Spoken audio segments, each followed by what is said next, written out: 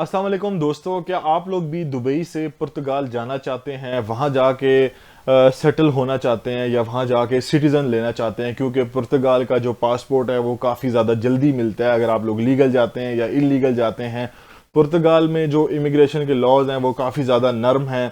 तो इस चीज़ को देखते हुए काफ़ी ज़्यादा दोस्त पुर्तगाल जाना चाहते हैं। अगर आप लोग वहाँ पर टूरिज्म के लिए जाना चाह रहे हैं, ठीक है, आप लोगों का पैसे हैं, आप लोग दुबई में कोई जॉब अच्छी कर रहे हैं और आप लोग चाहते हैं कि पुर्तगाल चले जाएं, हम थोड़ा सा घूम फिर लें, या फिर वहाँ पर आप लोग बिजनेस का कुछ सोच रहे हैं, या फिर आप लोग चाहते हैं कि हम पुर्तगाल जाके जॉब करें, ठीक है, वर्क वीज़ा हासिल करें लीगली, ठीक है, वहाँ पर सिटीजनशिप हासिल करें। काफ़ी ज़्यादा इंफॉर्मेटिव वीडियो होगी ये। मैं आप लोगों को बताऊंगा किस तरह से आप लोग दुबई से पुर्तगाल जा सकते हैं, कितने आपके पैसे लगेंगे, कितने टाइम का वीज़ा आप लोगों को मिलेगा, कहाँ से आप लोगों ने वीज़ा लेना है, किस एजेंट से वीज़ा लेना है, कैसे अप्लाई करना है, सारी चीज़ें मैं आप लोगों को बताऊंगा। अगर आप लोग खुद वीज़ा अप्लाई करना चाहते हैं तो ये वीडियो देखने के बाद आप लोग खुद भी वीज़ा अप्लाई कर लेंगे।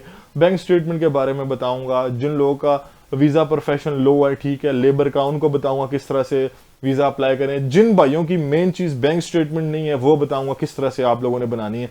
तो काफ़ी ज़्यादा पॉइंट होंगे इस वीडियो के अंदर। अगर आप लोग ये कंप्लीट वीडियो देख लेते हैं तो आप लोग 100% जान पाएंगे किस तरह से आप लोगों ने दुबई से पुर्तगाल का वीज़ा अप्लाई करना है, ठीक है। सबसे पहले फ्रेंड यहाँ पर हम लोग बात करते हैं पुर्तगाल के कैपिटल की। तो यहाँ पर लिस्बन इसका कैपिटल है। उसके बाद यहाँ पर फ्रेंड्स हम लोग बात करें पॉपुलेशन की तो 10 मिलियन लोग यहाँ पर आबाद है। करेंसी की बात करें तो फ्रेंड यहाँ पर यूरो चलता है और ये यूरोप में मतलब कि एक ऐसा कंट्री है जहाँ पर मतलब कि काफ़ी ज़्यादा लोग जाना पसंद करते हैं, ठीक है।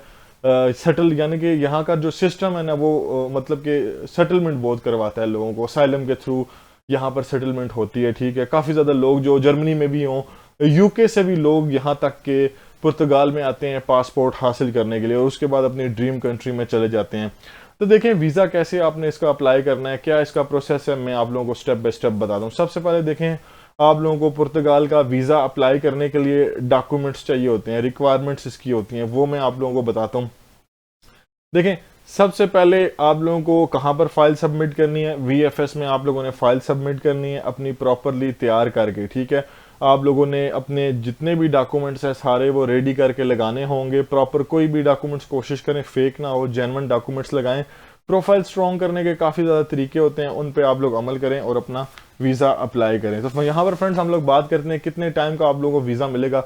वीज़ा ड्यूरेशन डिपेंड करती है आप लोग कितने टाइम का एम्बेसी से रिक्वेस्ट करते हैं, 7 दिन का, 8 दिन का, 10 दिन का, या जितने भी टाइम का आप लोग रिक्वेस्ट करते हैं फिर आप लोगों को उस मुताबिक वीज़ा मिलता है। इसका मल्टीपल एंट्री वीज़ा होता है, शेंजन वीज़ा होता है पुर्तगाल का। शेंजन वीज़ा का मतलब होता है अगर आप लोग पुर्तगाल का वीज़ा हो, फ्रांस, जर्मनी, इटली, मतलब इस तरह से किसी भी कंट्री में जा सकते हैं, ठीक है। लेकिन एक चीज़ मैं आप लोगों को बता दूं, जिस कंट्री में आप लोग इंटर होते हैं वहीं पर ही आप लोगों की सेटिंग होती है, ठीक है। तो ये तो थी कुछ इन्फॉर्मेशन पुर्तगाल के बारे में। अब फ्रेंड्स हम लोग यहाँ पर बात करते हैं इसके डॉक्यूमेंट्स क्या रिक्वायर्ड हैं, क्या क्या चीज़ें आप लोगों के पास होना बहुत ज़्यादा ज़रूरी है जो लोग दुबई से अप्लाई करें। सबसे पहले फ्रेंड यहाँ पर होगी आप लोगों की पासपोर्ट की कॉपी।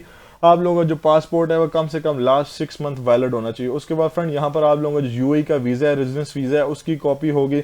उसके बाद आप लोगों का 2 फोटोग्राफ्स हो गई वाइट बैकग्राउंड के साथ। उसके बाद फ्रेंड यहाँ पर आप लोगों की वैलिड एमिरेट्स आईडी होगी, 3 मंथ या 6 मंथ आप लोगों की आईडी वैलिड होनी चाहिए, ठीक है। उसके बाद फ्रेंड यहाँ पर हम लोग बात करते हैं एनओसी लेटर आप लोगों के पास होना चाहिए, ठीक है।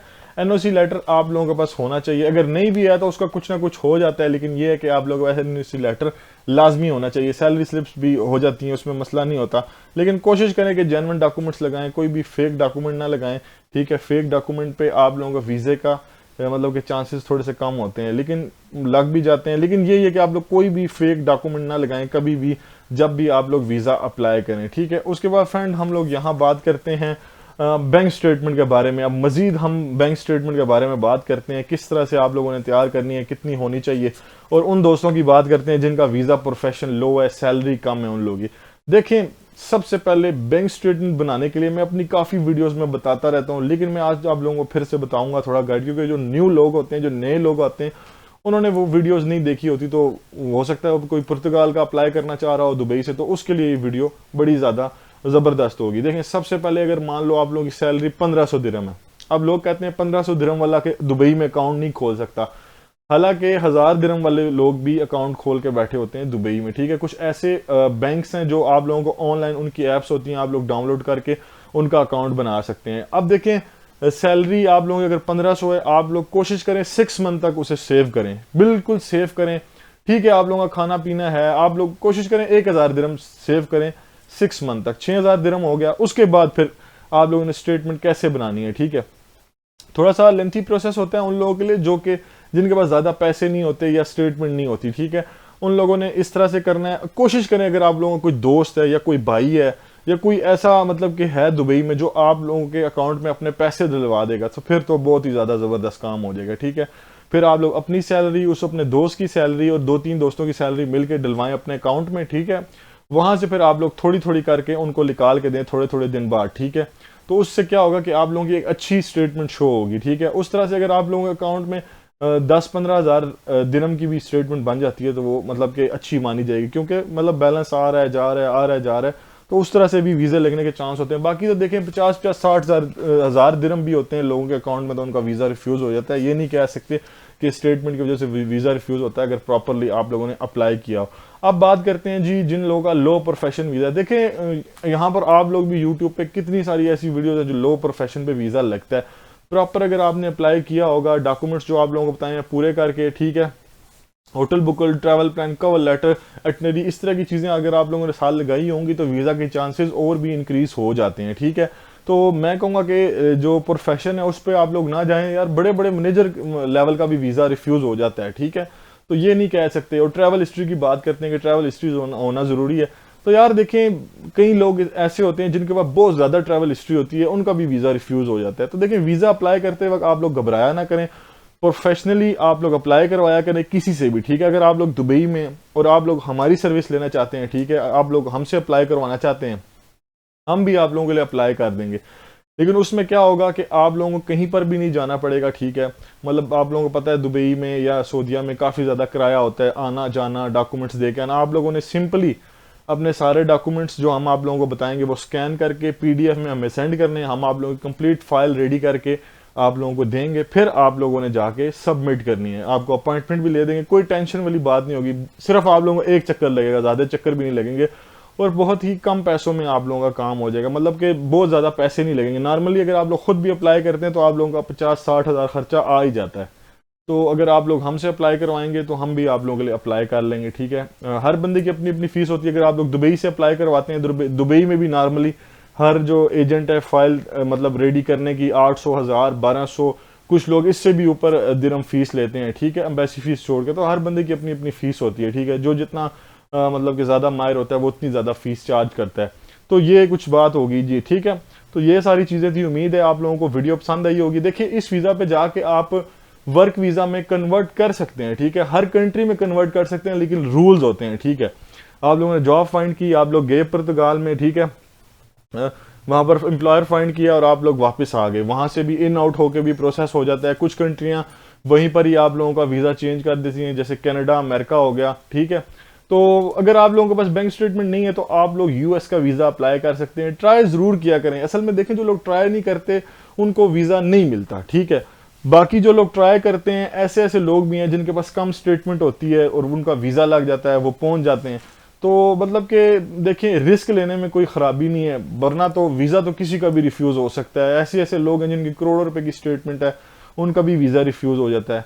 और ऐसे लोग हैं जिनकी स्टेटमेंट कम होती है। देखें एक बंदे ने कुछ टाइम पहले इस्लामाबाद से वीज़ा अप्लाई किया अमेरिका का। उस बंदे के पास ना कोई ख़ास स्टेटमेंट थी और ना ही मतलब कि बहुत ज़्यादा फाइनेंशियल उसके थे अच्छे, ठीक है। तो उसका वीज़ा लग गया। और एक बंदा ऐसा था जिसके पास करोड़ों रुपए की गाड़ियाँ, बहुत चीज़ें थी, घर थी, उसका वीज़ा रिफ्यूज़ हो गया। तो रिस्क लेना चाहिए, ठीक है। बाकी वीज़ा ना लगे, लगे या ना लगे ये एक और बात होती है। जो आप लोगों को कहता है ना कि 100% वीज़ा लगेगा, तो वो हम नहीं कह सकते, या मैं या कोई और कंसल्टेंट आपको नहीं कह सकते, क्योंकि वीज़ा एम्बेसी ने देना होता है। तैयारी उसकी आप लोगों को हम करवाते हैं, आप लोग खुद भी कर सकते हैं। अगर आप लोग खुद करते हैं फिर उसमें ज़ाहिर बात है टाइम लगता है। तो इस तरह से वीडियो थी, उम्मीद है आप लोगों को पसंद आई होगी। प्रोसेसिंग टाइम इसका जो है 1-1.5 माह लग जाता है, ठीक है। लेकिन अगर किसी बंदे की प्रोफाइल रेडी है, ठीक है जी, ये मेरी प्रोफाइल रेडी है, अप्लाई करना है, तो उसका तो 1 महीने के अंदर अंदर पहुंचे। लेकिन कुछ लोग अब, अच्छा मैं आप लोगों को एक चीज़ बताता हूँ, अगर कुछ लोग हमसे अप्लाई करवाना चाहते हैं, देखिए आप लोगों को सबसे पहले बैंक स्टेटमेंट होना ज़रूरी है, ठीक है, फिर ही आप लोग हमसे अप्लाई करवा सकते हैं। आपको फ़ायदा भी होगा। अगर आप लोग हमसे रब्ता करते हैं, बैंक स्टेटमेंट जिन लोगों की नहीं है तो वो हमसे रब्ता कर सकते हैं कि भाई मेरी बैंक स्टेटमेंट नहीं है, हमें प्रॉपर शुरू से गाइड करें, ठीक है, हमें प्रॉपर बताएं, तो हम आप लोगों को स्टेप बाय स्टेप बताएंगे जी इतनी मतलब कि फ़ीस आपको हमें देनी पड़ेगी, पहले हम आपको साथ साथ गाइड करेंगे। अगर आप लोगों के पास स्टेटमेंट कम भी है, 5 से 6 महीने में आप लोग स्टेटमेंट रेडी करके अप्लाई कर लेंगे अपना वीज़ा, और उसमें चांसेस भी अच्छे होंगे। वीडियो पसंद आई तो चैनल को लाइक शेयर सब्सक्राइब करना मत भूलिएगा। इस तरह की इन्फॉर्मेटिव वीडियो में मिलेंगे। मेरा नाम है शाम अली। अस्सलाम वालेकुम।